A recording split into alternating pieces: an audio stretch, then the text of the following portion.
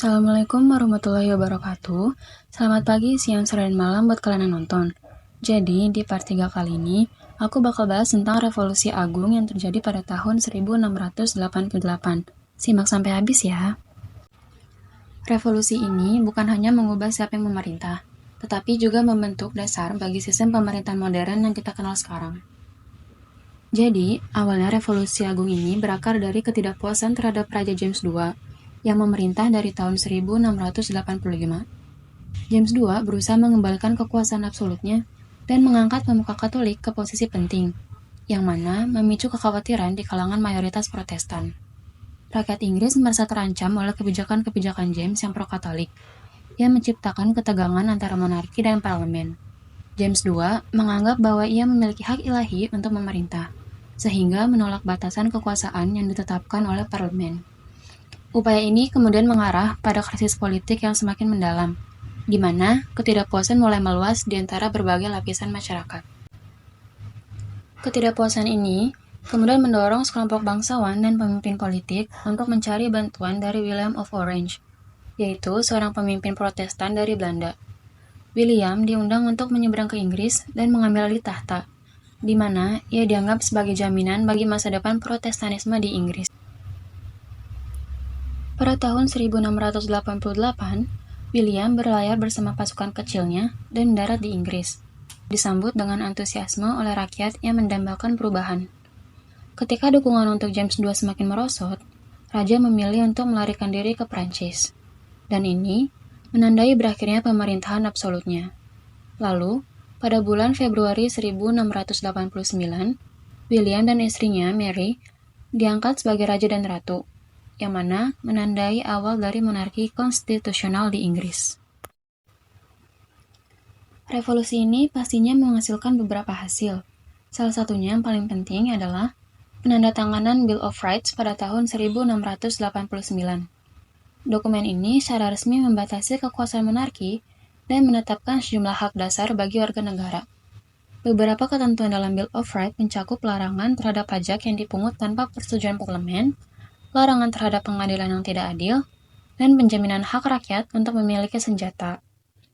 Hal ini menjadikan monarki tidak hanya sebagai institusi yang diakui secara legal, tetapi juga sebagai entitas yang terikat oleh hukum. Dalam konteks ini, Bill of Rights berfungsi sebagai tonggak penting yang memastikan bahwa pemerintah tidak dapat bertindak sewenang-wenang. Revolusi Agung ini pastinya juga memicu beberapa hal. Salah satunya yaitu pertumbuhan pemikiran politik yang signifikan. Para pemikir seperti John Locke dan Thomas Hobbes mulai mengeksplorasi konsep-konsep hak asasi manusia dan pemerintahan berdasarkan konsensus rakyat. John Locke khususnya berargumen bahwa kekuasaan pemerintah berasal dari persetujuan rakyat, dan bahwa rakyat memiliki hak untuk menggulingkan pemerintahan yang tidak adil.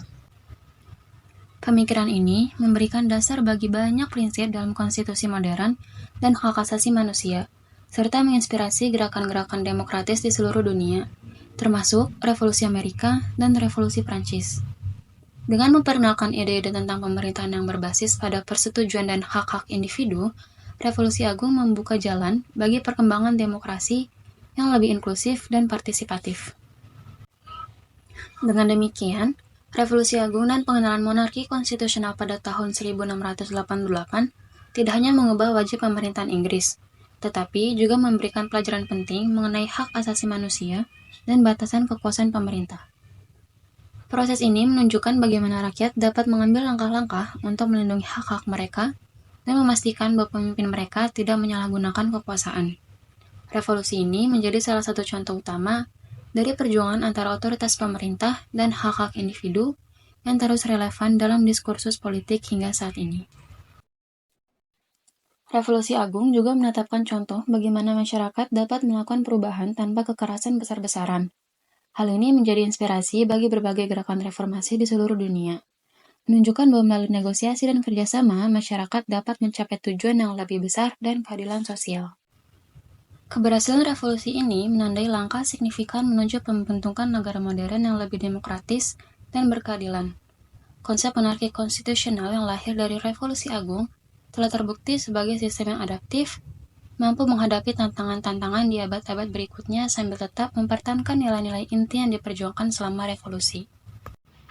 Secara keseluruhan, revolusi agung menjadi contoh penting tentang bagaimana masyarakat dapat melakukan perubahan politik secara damai dan berfungsi sebagai pengingat akan pentingnya hak individu dan pembatasan kekuasaan pemerintah dalam menjaga keadilan dan kebebasan. Dengan mengurangi kekuasaan raja dan memperkuat posisi parlemen, revolusi agung menandai langkah signifikan menuju pembentukan negara modern yang lebih demokratis dan berkeadilan. Keberhasilan revolusi ini tidak hanya memberikan pelajaran bagi Inggris, tetapi juga menciptakan landasan bagi banyak negara di seluruh dunia untuk berjuang demi sistem pemerintahan yang lebih baik. Oke, untuk kali ini itu aja dari aku. Tungguin part selanjutnya ya. Wassalamualaikum warahmatullahi wabarakatuh. Dadah!